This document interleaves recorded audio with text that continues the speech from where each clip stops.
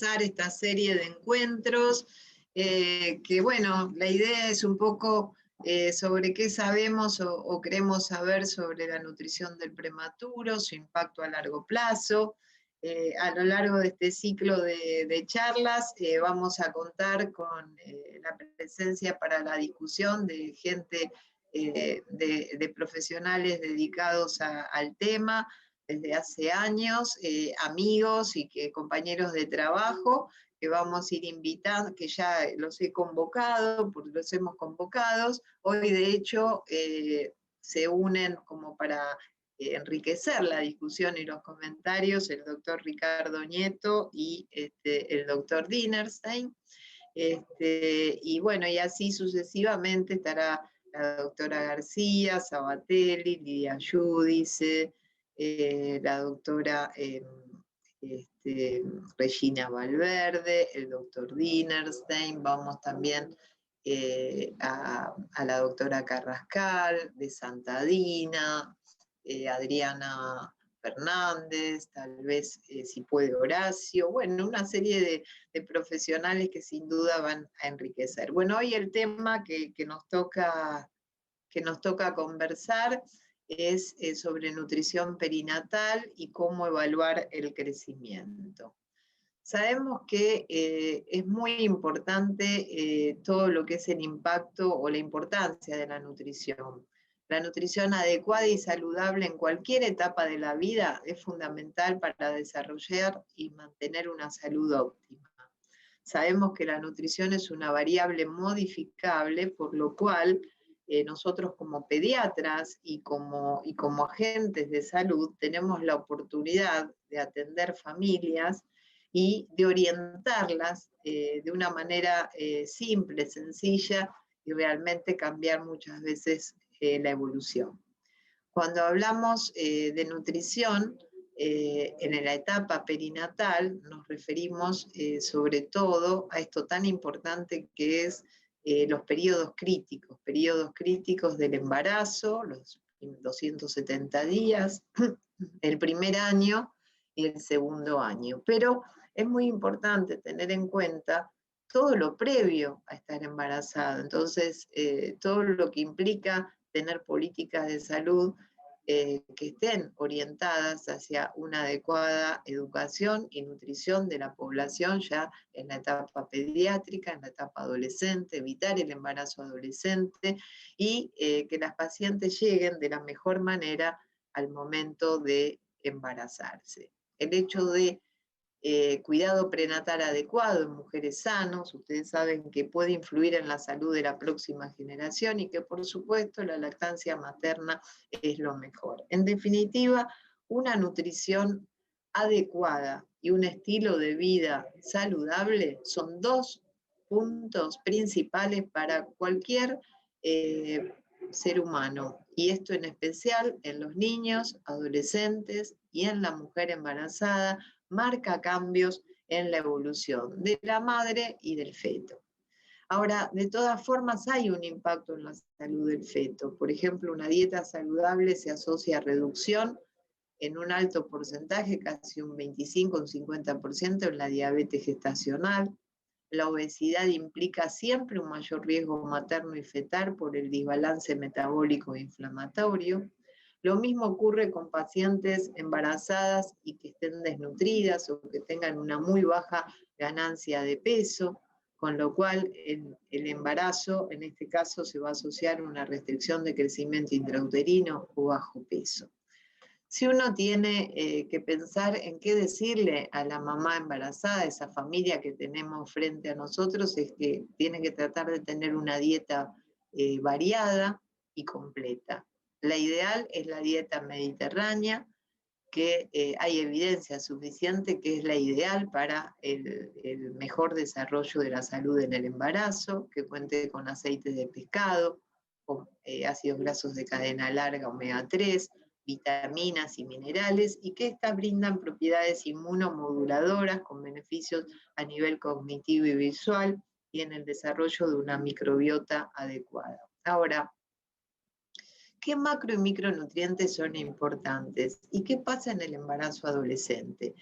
Si bien digamos, no vamos a hablar exactamente de cantidades, pero es muy importante saber que cuando uno habla de dieta saludable, ideal dieta mediterránea, por supuesto en eso tenemos que señalar ciertos macro y micronutrientes fundamentales. Y quiero hacer mención que en el caso de embarazadas adolescentes, esta dieta tiene que hacer mayor hincapié en la energía y en el aporte proteico. ¿Por qué? Porque el adolescente está en crecimiento.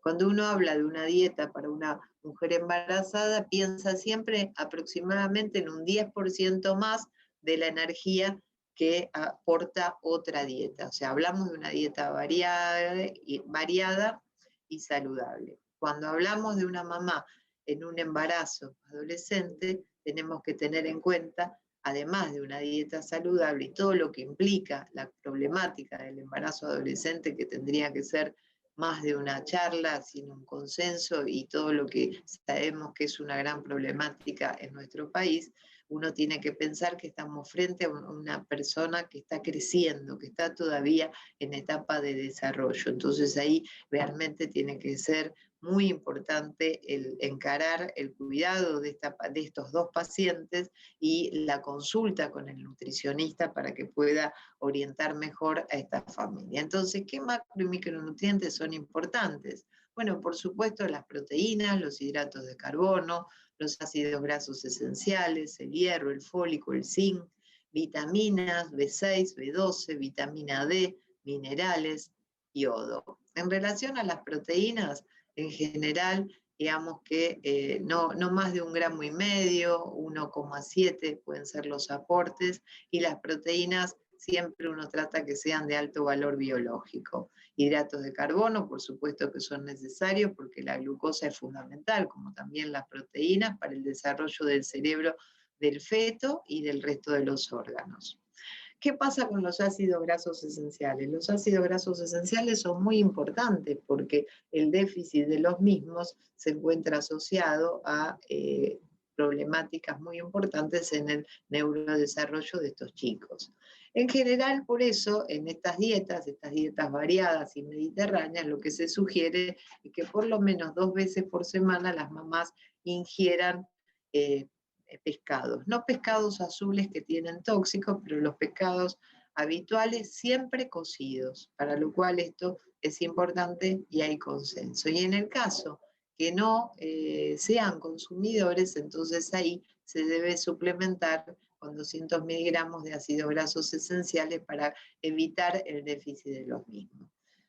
El hierro y el fólico son muy importantes, pero tenerlos en cuenta en la etapa preconcepcional. Por eso es lo que decía de inicio. O sea, la nutrición de la embarazada, por supuesto que es fundamental, pero nosotros tenemos que actuar antes con la nutrición en la población pediátrica, en las potenciales embarazadas, en las niñas y en los niños, y entonces así evitar y disminuir la incidencia de anemia. Ustedes saben que las mamás llegan al embarazo muchas veces con un alto porcentaje de anemia.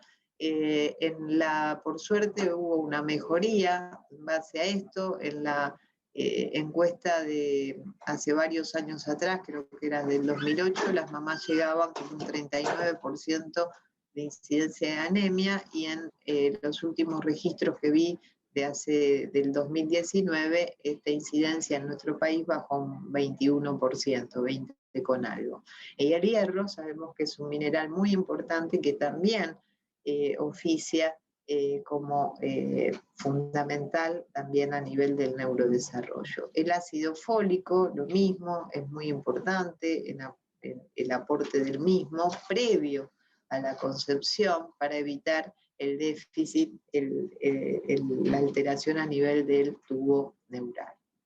Lo mismo que el zinc, y las vitaminas como la B6 y la B12 son muy importantes, y esto hago hincapié en la hora actualmente con las, digamos, dietas vegetarianas o las dietas veganas. Muchas veces se ve déficit al no ingerir carne, entonces en estas mamás siempre es muy importante tener que suplementarlos. Con respecto a la vitamina D, también es muy importante porque el hecho de tener la vitamina D dentro de valores adecuados, que se requerían 400 unidades por día, es muy importante para el metabolismo fosfocálcico y para la acreción del calcio a nivel de la parte de los tejidos óseos. Es muy importante señalar que esto que yo comento en relación a una revisión hecha por el grupo de Koletzko sobre nutrición, embarazo, lactancia, infancia y adolescencia, este es un consenso del año 2019 donde un poco van tocando los distintos puntos, como les decía, cantidad de proteínas, importante los ácidos grasos esenciales, digamos que también estos, el ingerirlo por la madre, permite que pasen a través de la placenta y entonces que el feto ya los reciba tempranamente. Y en este consenso del año 2019 se toman en cuenta algunos de estos comentarios que yo hice y en especial como para acordar cuáles son las cosas que en este caso el obstetra debería un poco señalar y tener en cuenta. O sea, no nos podemos olvidar de estos principales nutrientes. Y algo muy importante también es sobre el tema de los crudos. Entonces, es muy importante evitar que las madres, que las embarazadas consuman productos crudos, o sea, no carnes crudas, no huevo crudo, no pescado crudo, con respecto sobre todo también a las verduras, para evitar toxoplasmosis, listeriosis y otros contaminantes. Entonces, en esto hay consensos internacionales y también a nivel nacional, desde el Ministerio, hay toda una serie de recomendaciones de la alimentación en las embarazadas. Pero muchas veces igual, independientemente de lo que se pueda trabajar en esto, en las orientaciones y demás, a veces puede haber déficit de estos macros y micronutrientes, y es muy importante el momento y el tiempo de duración de ese déficit, porque de acuerdo al momento y al tiempo de duración del mismo, es que esto va a determinar una mayor morbimortalidad tanto de la mamá como del feto. Y en eso lo vamos a expresar a nivel fetal y neonatal, como bajo el peso al nacer, o prematurez, o restricción de crecimiento intrauterina, o el conjunto de las mismas. Cuando ocurre una restricción del crecimiento intrauterino, sabemos que es un problema de origen multifactorial, desde relevancia de salud pública, y la hipoxia crónica fetoplacentaria, el estrés oxidativo, la disfunción vascular, inciden en la programación intrauterina de enfermedades vasculares y futuras metabólicas. Y a su vez también estos pacientes presentan una elevada morbimortalidad. A lo largo de, como vemos, del crecimiento, desde la etapa de la fecundación, crecimiento y la adolescencia, la huella genómica es muy importante, que va a ser determinante un poco de cuál va a ser el patrón del crecimiento, y van surgiendo una interacción entre los nutrientes y el eje hipotálamo hipofisario, IGF-1, hormona de crecimiento, IGF-2 e insulina, y puede que ocurra la anoxia en este momento, esa anoxia determine esta alteración y desbalance inflamatorio con resistencia a la insulina y, como ven, con alteración a nivel del crecimiento, y esa velocidad que venía teniendo se altera y puede dar lugar a el paciente con restricción de crecimiento intrauterino. La presencia del mismo lleva a esta alteración a muchas veces impactos en distintas áreas, tanto endocrino, metabólico, como cognitivo, conductual y psicológico, que uno tiene que estar atento y abordar. Ya en el año 95, en las hipótesis de Baker, fíjense que él señala, de acuerdo al momento en que se produce la anoxia, si es en el primer trimestre del embarazo, si es en el segundo trimestre o en el tercer trimestre, cómo va a ser el impacto, a largo plazo, en base al compromiso, si o sea, al año va a ser pequeños, más un compromiso de la presión arterial, pueden tener stroke hemorrágico, cuando es en el segundo trimestre, la alteración fetoplacentaria. Estos son pacientes también delgados, que pueden estar normales al año, pero que en general pueden tener patología coronaria. Si la afección es en el tercer trimestre, pueden ser de corta estatura, y también tener a largo plazo enfermedad coronaria y fundamentalmente alteraciones a nivel de la presión y de todo lo que puede ser el balance a nivel de la cascada inflamatoria, con alteración del fibrinógeno y alteración en la concentración de colesterol. Esta restricción de crecimiento fetal, como siempre lo sabemos, esto impacta en la epigenética y en la transmisión transgeneracional de enfermedades crónicas, con siempre múltiples determinantes sociales: la falta de alimentación, el estrés materno, violencia, uso de drogas, y esto genera un entorno poco saludable del embarazo, con estas distintas alteraciones e impactos desde el punto de vista epigenético, que según la respuesta que tenga será a través de esto, de insuficiencia placentaria o no, los cambios en programación y las consecuencias fetales. Este círculo que veíamos de la pobreza, con un embarazo desfavorable que lleva a una alteración en el crecimiento, un chico afectado, que luego va a tener dificultades en su evolución, anemia, obesidad, riesgo de enfermedades crónicas no transmisibles, que es la epidemia mayor mundialmente. Lo mismo en este esquema tan conocido de Barrera-Reyes, en el cual hacen un esquema con los distintos impactos en los distintos órganos que comentamos. Y estas son lo que nosotros en nuestros prematuros tendríamos que poder evitar, que son las enfermedades crónicas no transmisibles, cardiovasculares, obesidad, diabetes tipo 2, enfermedad pulmonar crónica, algunas neoplasias, enfermedades inmunológicas y ciertas alergias. Siempre que uno, evalúa el embarazo, el crecimiento, por supuesto que, digamos que no solo es la problemática nutricional en una embarazada, sino en general, muchas veces uno recibe situaciones de gran complejidad, enfermedades de colágeno, hipertensión arterial, embarazos múltiples, pacientes diabéticas, bueno, todo un conjunto que es lo que vemos día a día, y que, sumado a esto, una alteración a nivel de la nutrición con un inadecuado control prenatal, perturba mucho más la evolución tanto de la madre como del feto. Ahora, de alguna manera, nosotros tenemos que evaluar cómo crecen estos chicos.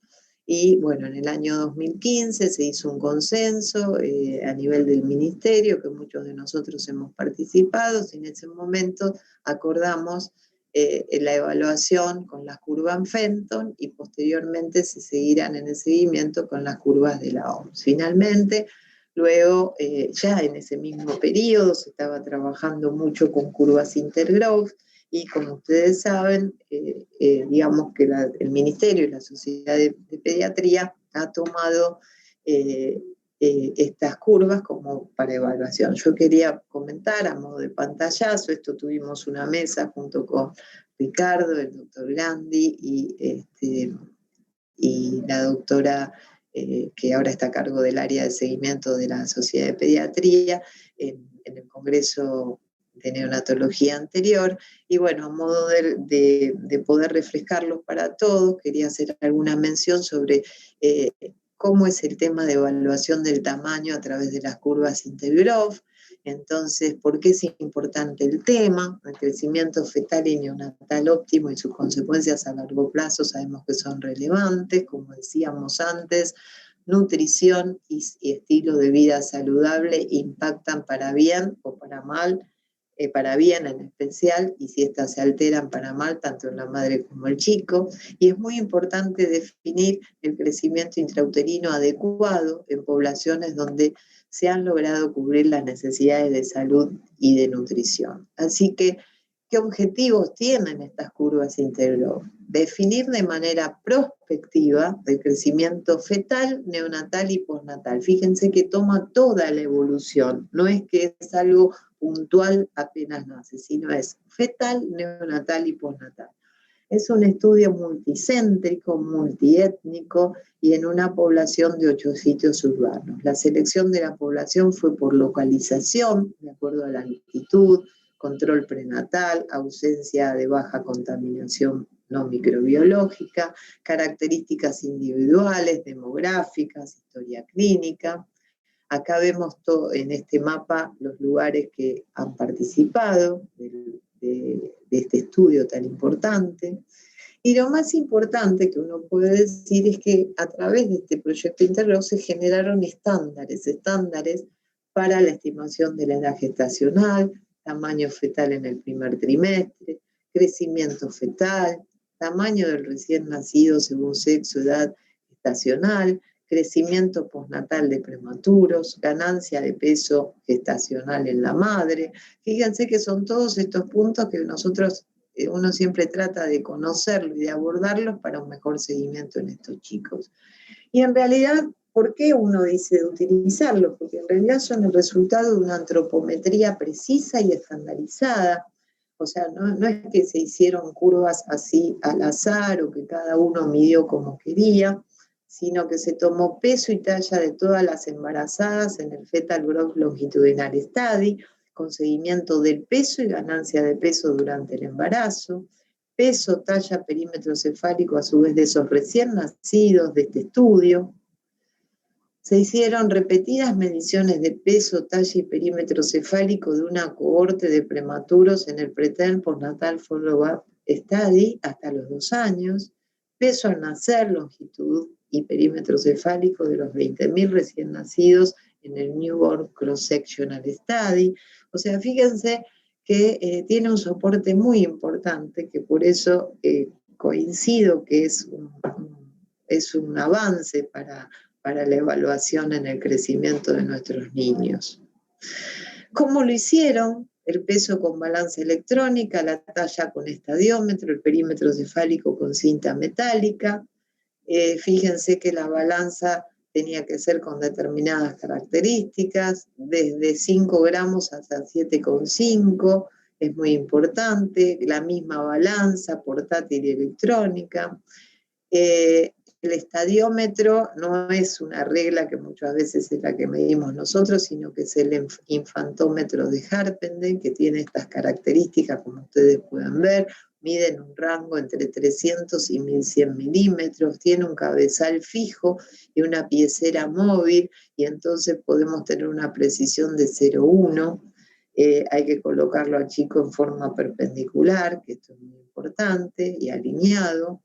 Fíjense, acá está la medición, que tiene que tener, guardar estos recaudos, acá lo vemos en el esquema, y todo el mundo medir de la misma manera. La cinta métrica, bueno, todos conocidos, con una precisión de 1 milímetro, pero metálica. La calibración también muy importante, o sea, estar muy atentos a la calibración. A veces uno hace las mediciones eternamente y no hace la calibración de los equipos, y estos se hacían 2 veces por semana y a veces se trasladaban a diario. Es muy importante tener en cuenta que se puede tener una estimación online del tamaño al nacer entrando en el sitio, y esto puede ser para chicos de término como de pretérmino. Uno localiza la edad gestacional, la fecha, el peso, y ahí salen directamente posicionados en los percentilos. En este caso también, como podemos ver, entrando acá al sitio, hacemos la medición correcta y aquí vemos.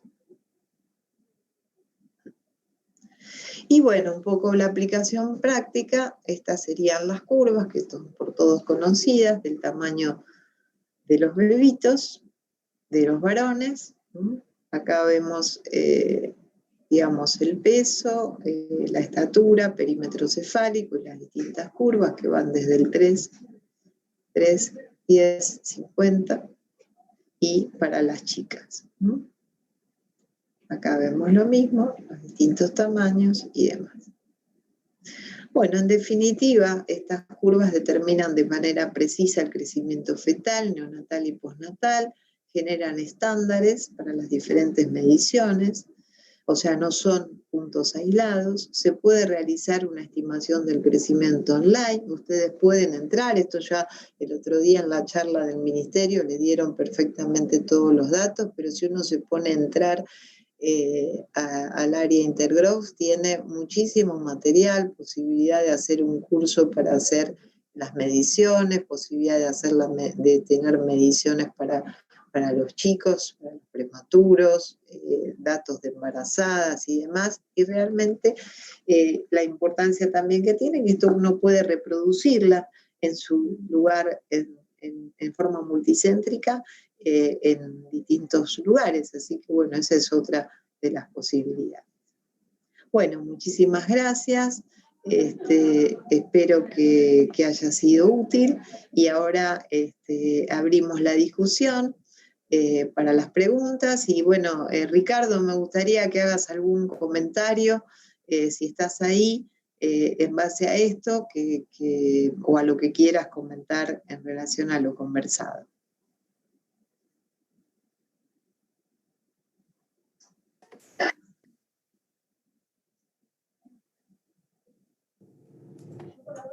Bueno, Carmen, te felicitamos, la verdad que muy interesante tu charla. No lo encuentro a Ricardo todavía en el chat, no lo encuentro entre los participantes. No sé si el doctor Ricardo Nieto está.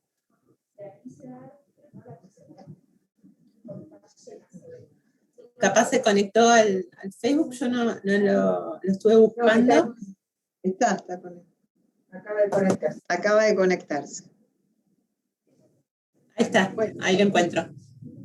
Ahí está. Hola, doctor Ricardo Nieto, bueno, bienvenido. Le dejo la palabra. Hola. Hola, Ricky, ¿cómo andás? Gracias por sumarte acá al grupo. Sí. Voy a conectar con el link que me mandaste primero y recién desde el grupo ahí pude comunicarme. Sé que Alejandro tenía el mismo problema. Mira, perdón, es lo que... Bueno, nada, yo estuve... más que nada, bueno, estuve conversando un poco en relación a la nutrición de la embarazada, las distintas, digamos, utilidades, el impacto en el crecimiento de los chicos y comenté un poco la mención de lo que nosotros ya veníamos charlando y que ustedes ya comentaron sobre las curvas Intergrowth, la generación de estándares y demás.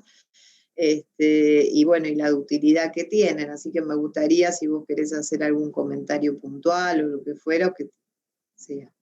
¿Podrías, digamos, si no es mayor inconveniente alguno, porque yo estoy usando justo el celular, mandarle a Alejandro el link de la reunión, pero el que apareció en el grupo de ecocardio fetal? Ricardo, ya le estoy mandando. Ahí se lo manda, sí. Gracias, porque pude entrar por ese y se me ocurrió más tarde, digo, voy a probar por acá. Ahí se lo mandé. Gracias. Toda la presentación. Me perdí toda la presentación, la verdad que es una lástima. Pero bueno, con respecto a las curvas, desde el Ministerio estamos proponiendo usar las curvas Intergrowth, tanto por las ventajas metodológicas de construcción, como por el hecho de que son bebés, esas curvas se han construido en forma prospectiva, no son de tamaño al nacer, sino de crecimiento postnatal, y el 75% de esos niños se alimentaron con leche humana, y es una población seleccionada, digamos, de niños con baja morbilidad, digamos, ¿no? Sin morbilidad severa y sin antecedentes de restricción del crecimiento intrauterino, sobre todo. Por ese motivo, digamos, consideramos que puede ser un mejor estándar de crecimiento, ¿no? de seguimiento, además. Porque el hecho de, digamos, intentar que los bebés crezcan al ritmo que crecían en el útero, si bien es algo que no se ha logrado, porque hay varios artículos que muestran que con el correr de los años, digamos, desde que se empezó a trabajar con la nutrición más intensiva y todo, no mejoró, si bien mejoraron los resultados, pero la prevalencia de retardo del crecimiento extrauterino a las 36 semanas o al egreso sigue siendo alto, sigue siendo alrededor del 50%. Entonces, digamos, tal vez los prematuros no deban crecer al ritmo del feto, sino al ritmo de un recién nacido sano, alimentado también con nutrición parenteral al principio y con nutrición adecuada, basada fundamentalmente en leche humana después, ¿no? Sí, yo señalaba lo importante también de todo este trabajo de proyecto de Intergrowth, que han hecho mediciones ya desde la etapa prenatal, todo el seguimiento prenatal y después fetal, digamos, y después posteriormente todo este multicéntrico y multiétnico que realmente generó estándares, por lo cual nos da más seguridad para utilizar estas curvas, ¿no? Sí. Sí, la clave, que eso lo dice José Villar siempre, la clave del proyecto Intergrowth es la integración del cuidado fetal con el postnatal, ¿no? Eso es una de las cosas más interesantes, que uno puede integrar el crecimiento del bebé en el útero y después postnatalmente, porque muchas veces pasa que si uno lo sigue con una curva de crecimiento fetal y cuando el niño nace lo percentilamos con otra curva, el bebé que tenía bajo peso antes, después puede ser peso adecuado o al revés, ¿no? Entonces, uno se usa un mismo instrumento, es como usar un mismo instrumento en toda la evolución, ¿no? Del crecimiento, que es lo más lógico. Yo dejé en la charla viste los links para entrar, para hacer las mediciones online, que es algo muy práctico, ¿no? Para llevarlo a cabo en los distintos lugares. No sé qué opinas de eso. Sí, sí, está muy útil. Aparte están los links para hacer el curso de crecimiento de antropometría y también hay un curso de nutrición del prematuro, que es interesante porque habla un poco también de la epidemiología de la prematurez y todo eso. Son cursos libres, que están disponibles libremente. Y se pueden, como decías vos, se puede utilizar online la herramienta para percentilario y ver las curvas, tanto de percentilos como de Scorsetta. Y uno puede ir construyendo la curva en la computadora y después la imprime, ¿no? La puede tener en la historia clínica. Perfecto. Ricardo, muchísimas gracias realmente. Bueno, igual te quedás por ahí. Ahora vi que entró Alejandro. El doctor Dinerstein se sumó, así que bueno, él que siempre trabaja en todo lo que es restricción de crecimiento intrauterino, no sé si querés hacer alguna mención en especial, alguna recomendación en esto. Yo señalé lo importante del aporte de macro, micronutrientes en la embarazada para evitar que este desbalance genere restricción de crecimiento intrauterino y se convierte en una anoxia que luego impacta a largo plazo. No sé si querés hacer algún comentario o algo que quede para la gente, para nuestros colegas.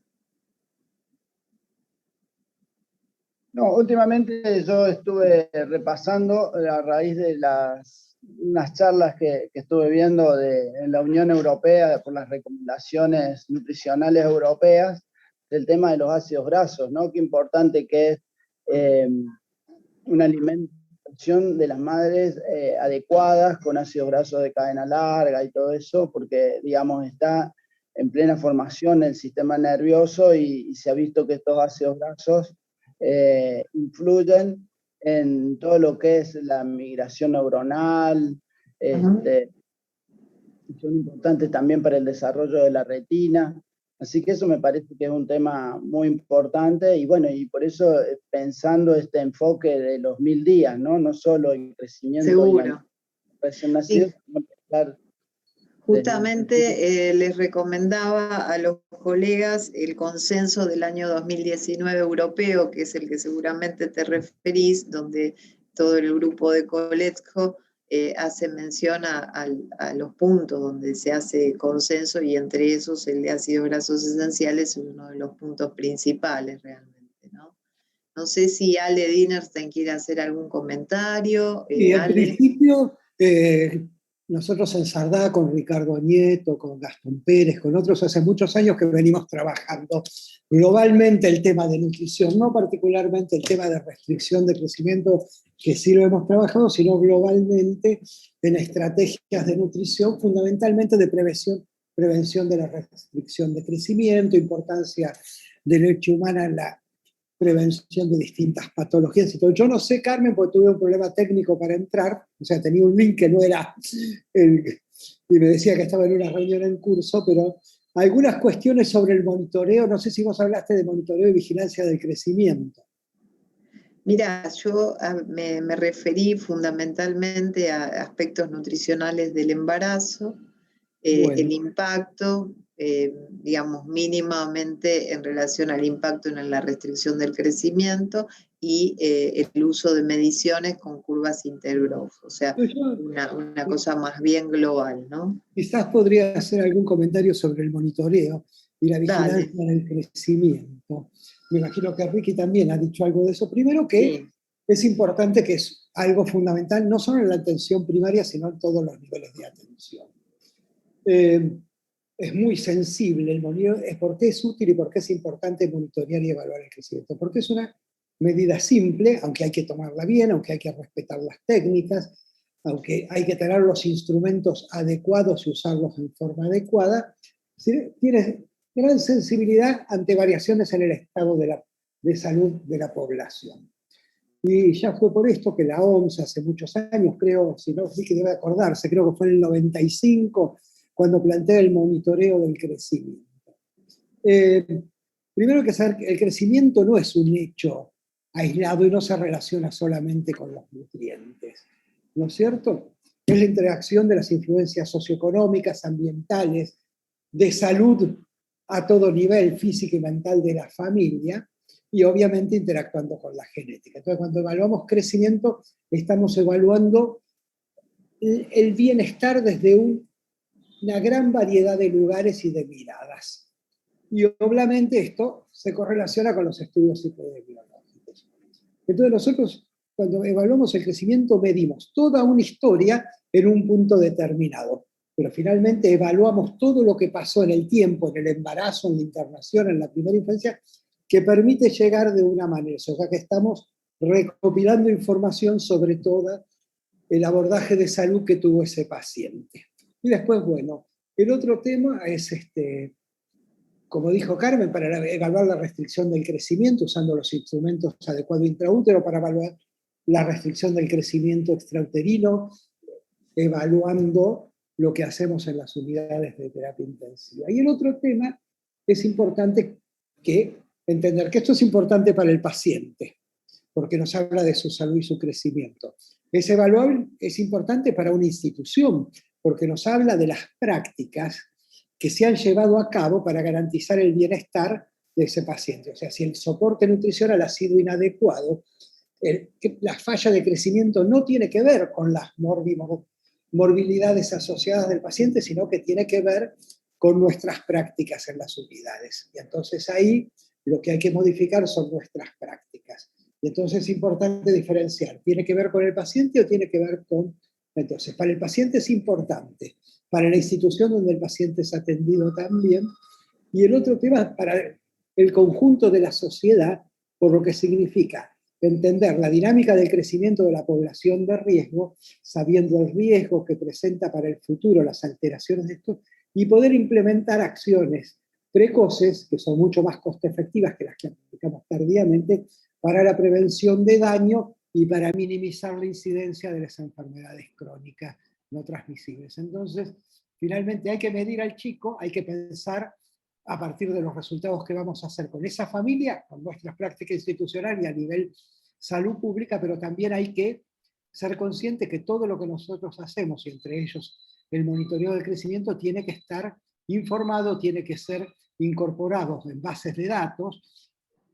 Ricardo dirá desde el Ministerio cuál es la que se está proponiendo y cuál es la que debemos usar, porque yo creo que las propuestas del Ministerio deberían ser mandatorias, si después de largos estudios y largos trabajos, las sociedades científicas, el Ministerio usan un tipo de curva, podemos en foros científicos discutirlas o no, pero está claro que las que tenemos que utilizar en nuestras unidades son las que las autoridades, después de un largo trabajo, han postulado. Y esto lo digo porque ha habido muchas discusiones últimamente. Bueno, a nivel poblacional y a nivel salud y a nivel evaluación, usemos esta. Y en los foros científicos, cada uno discutirá lo que le parece y haremos los trabajos de investigación que cada uno quiera hacer. Pero lo que no es válido es retrasar las indicaciones para la evaluación y monitoreo del crecimiento cuando estamos inmersos en estas discusiones. Bueno, un poquito Gracias, Ale. breve síntesis de lo que creo yo que es el monitoreo y la vigilancia del crecimiento. Bueno, gracias, Ale. Cecilia, vamos a algunas preguntitas y vemos si los doctores también se suman. ¿Algunas preguntas? Sí, ¿qué tal? Bueno, ¿qué tal, doctora? Cristina tiene un comentario que hacer. ¿Qué tal, Cristina? ¿Cómo estás? Qué placer verte. Dale. Algunas preguntas y al final hace un comentario Cristina. Ok, voy con las preguntas. Bueno. El doctor de lo Barco. Hola, Mario. ¿Qué tal?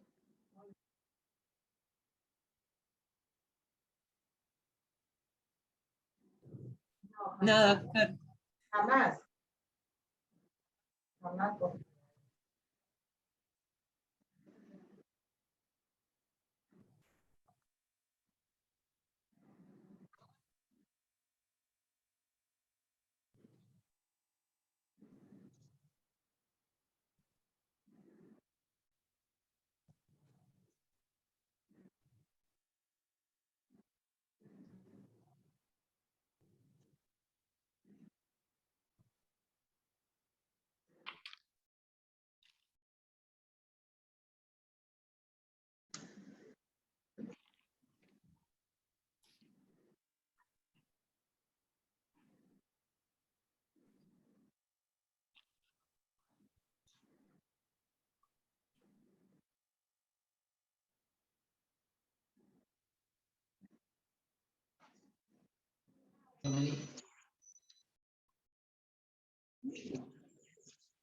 Hay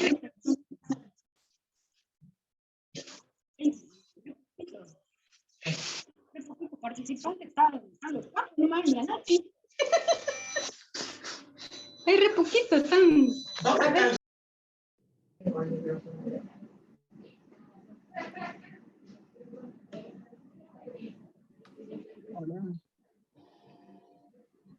Hola. Hola.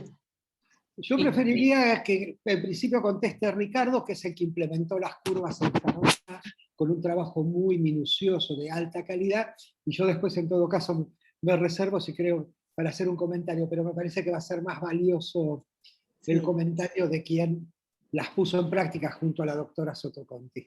Me parece bien. Nosotros también en el sanatorio, en nuestra base de datos, las tenemos las dos opciones, las de Fenton y las de Intergrowth, y la verdad que por el momento venimos trabajando con esto, así que te escuchamos, Ricardo.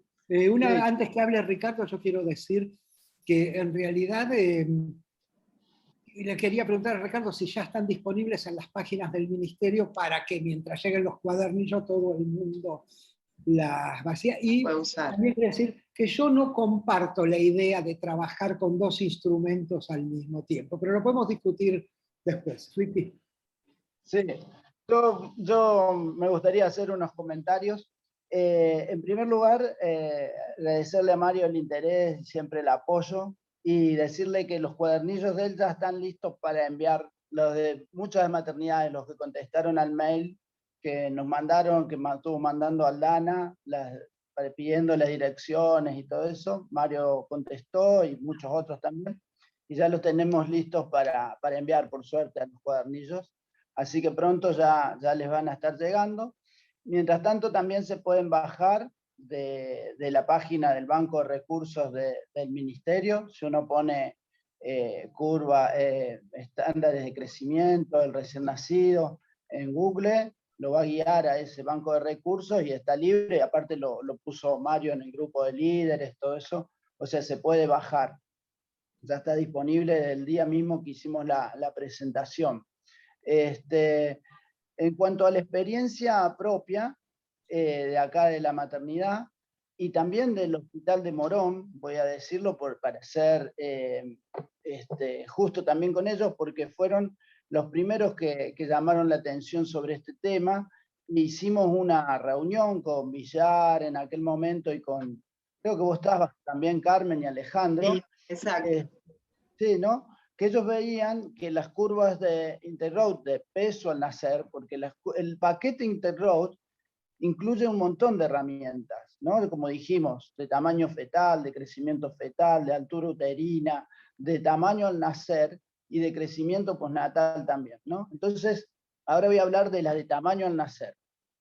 Ellos vieron que el percentilo 90 de tamaño al nacer a las 40 semanas era alrededor de 3 kilos 800 más o menos, que comparado con las curvas de Fenton es mucho más bajo, que es alrededor de 4 kilos, ¿no?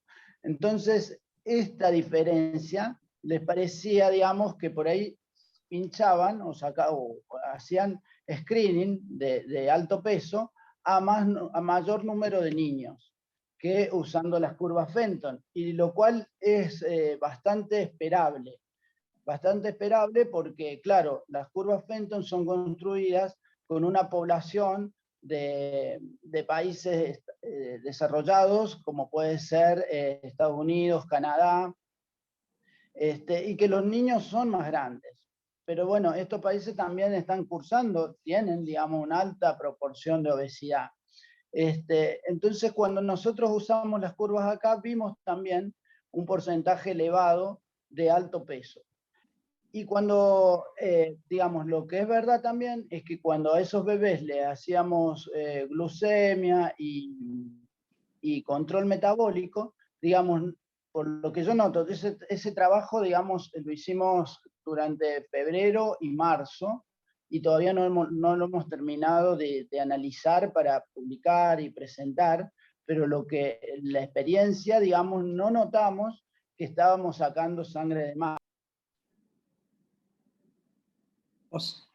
O sea que vos decís que clasifica correctamente. Cuando cruza con otros factores de riesgo, o por ejemplo, sí, una madre que tiene diabetes o que tiene ¿Cómo hay preguntas?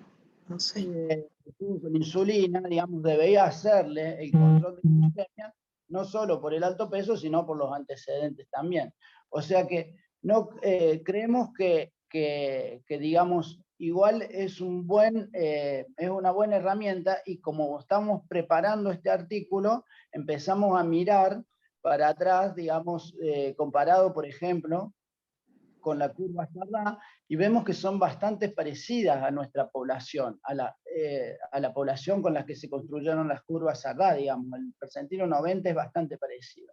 Y en este sentido, esto pues, se los cuento, que coincido con lo que dice Alejandro, uno no puede comparar curvas porque son cosas diferentes, digamos.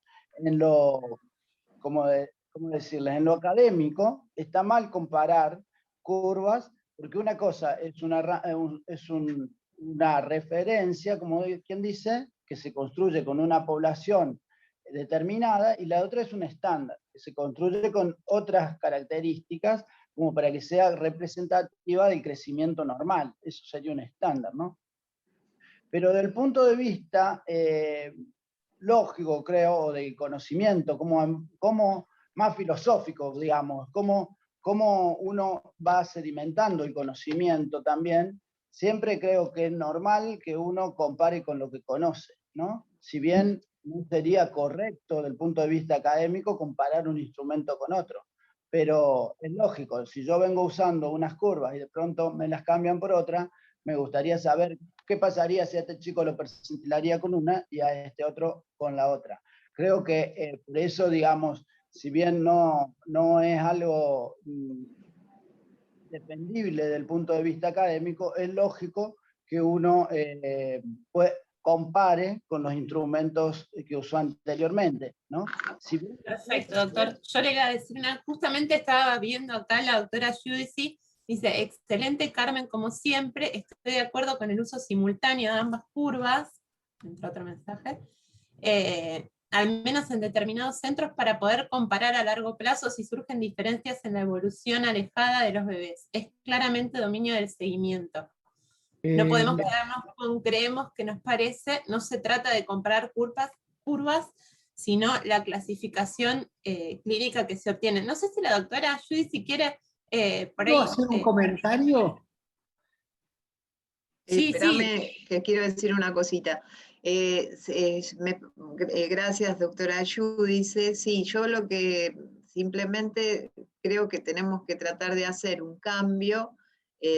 Siempre cuestan los cambios. Yo que traté de dejar en la charla bien claro que al generar estándares y ser un proyecto y un estudio tan minucioso, pienso que va a ser de utilidad.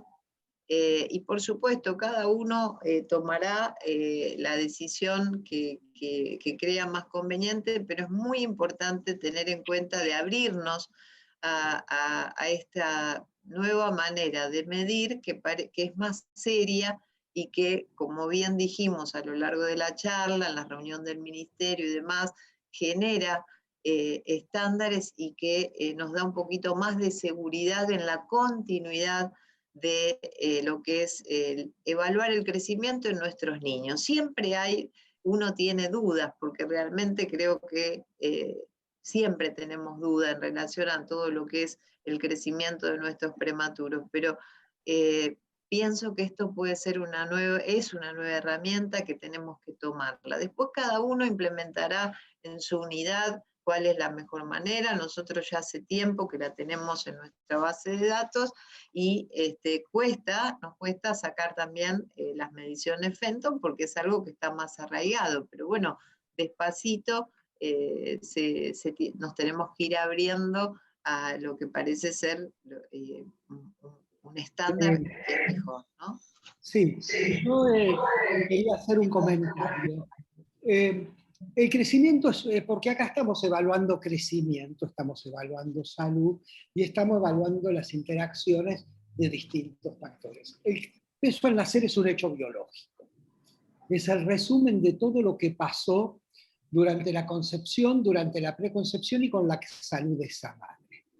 En tanto y en cuanto la salud de las poblaciones se modifica, y esto está demostrado a lo largo de la historia, el peso al nacer se ha modificado en más o en menos.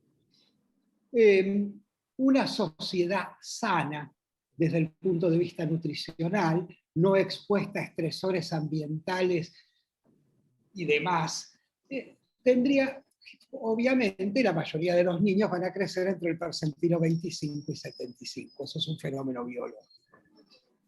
En épocas de hambruna a lo largo de la historia de la humanidad, los chicos nacieron con menos peso. El ejemplo más reciente, pero no el único, es el de la gran hambruna holandesa de los años 40, cuando las fuerzas nazis cercan a las ciudades holandesas y no hay acceso a la.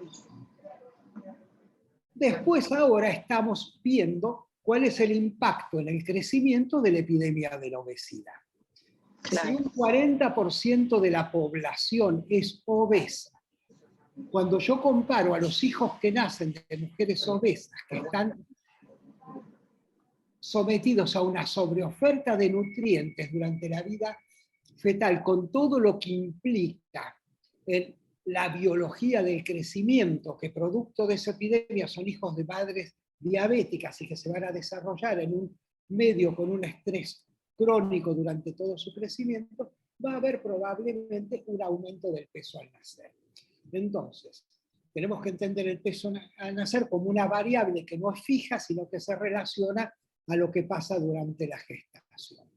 Con respecto a las curvas, la necesidad de unificar los criterios también implica que podemos comparar lo que pasa en distintas unidades y a nivel país y a nivel región.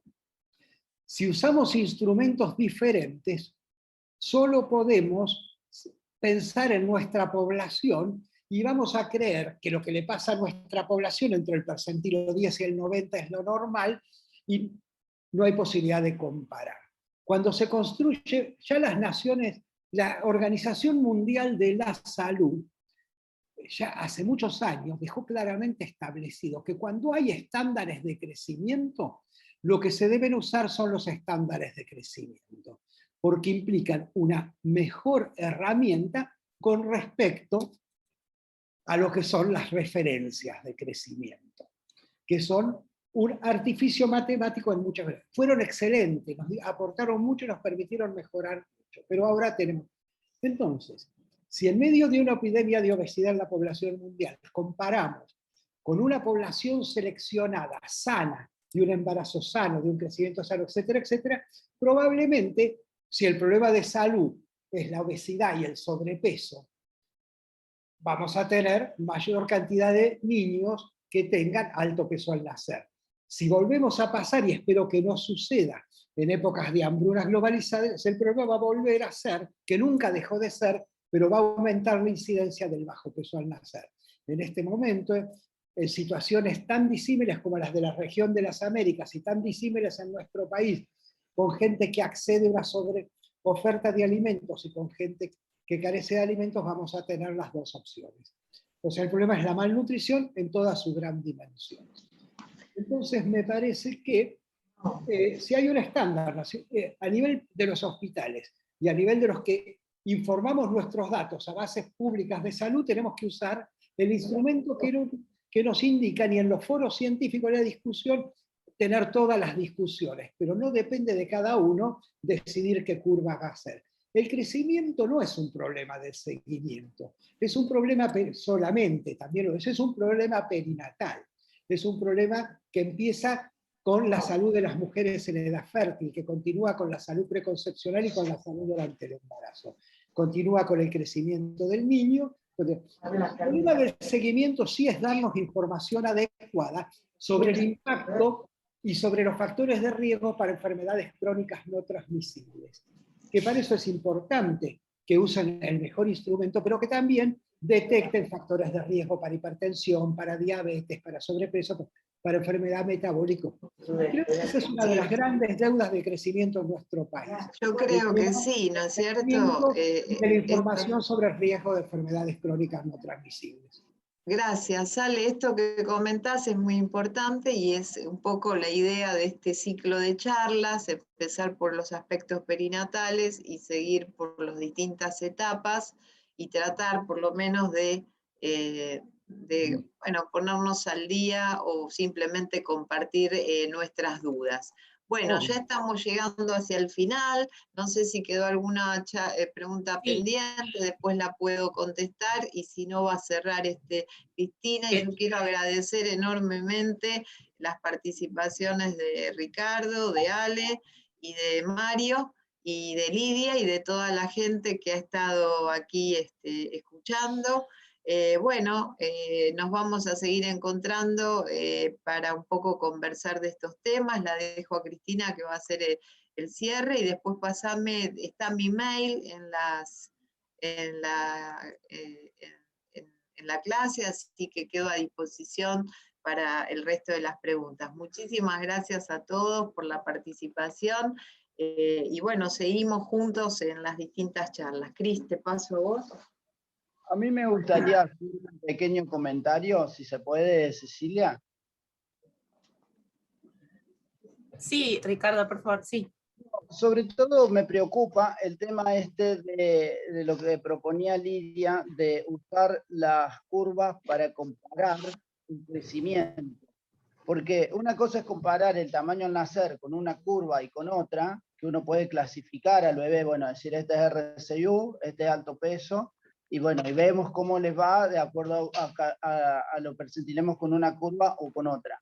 Pero lo que me preocupa es cuando uno usa una curva como la curva de crecimiento de Spenton, sabiendo que es más alta y que el crecimiento es del crecimiento fetal, teniendo nueva evidencia, como pueden ser una curva de crecimiento postnatal de niños alimentados con leche humana, Entonces, ¿qué pasa si uno está usando la curva, sigue usando la curva de Fenton? A este chiquito que está creciendo por el percentilo 10 o el percentilo, supongamos el percentilo 20 de la curva de Interroad, y que Cruz sigue en el percentilo 3 de la curva de Fenton.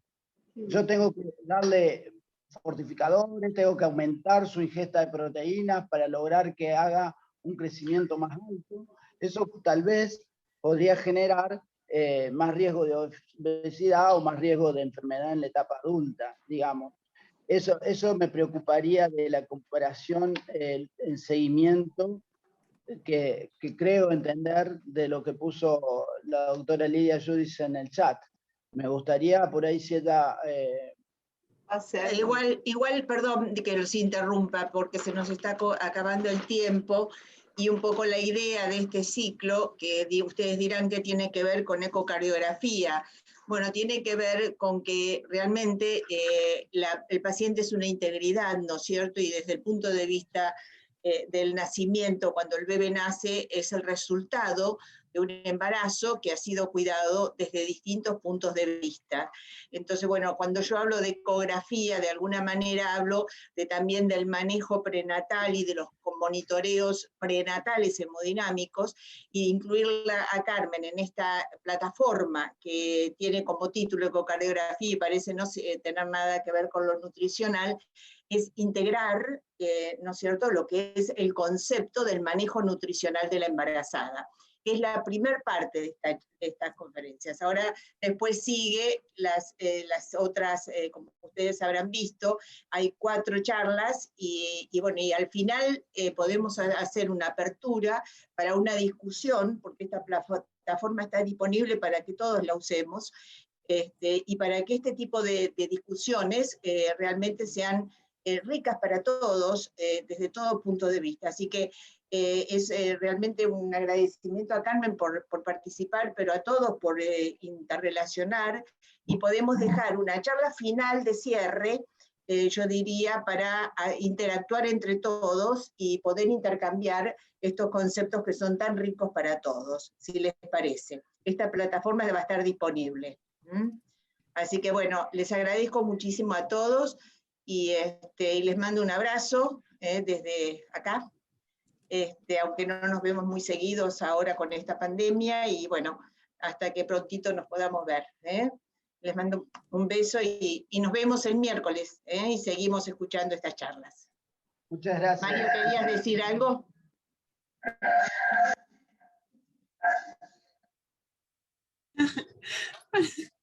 Gracias, Mario, un placer verte como siempre. Acá estamos para estar todos, estamos todos unidos en esto. El único objetivo son los bebés. El diseño Absoluto. saludable, totalmente. Absoluto, gracias a vos. Sirve. Bueno, gracias a todos.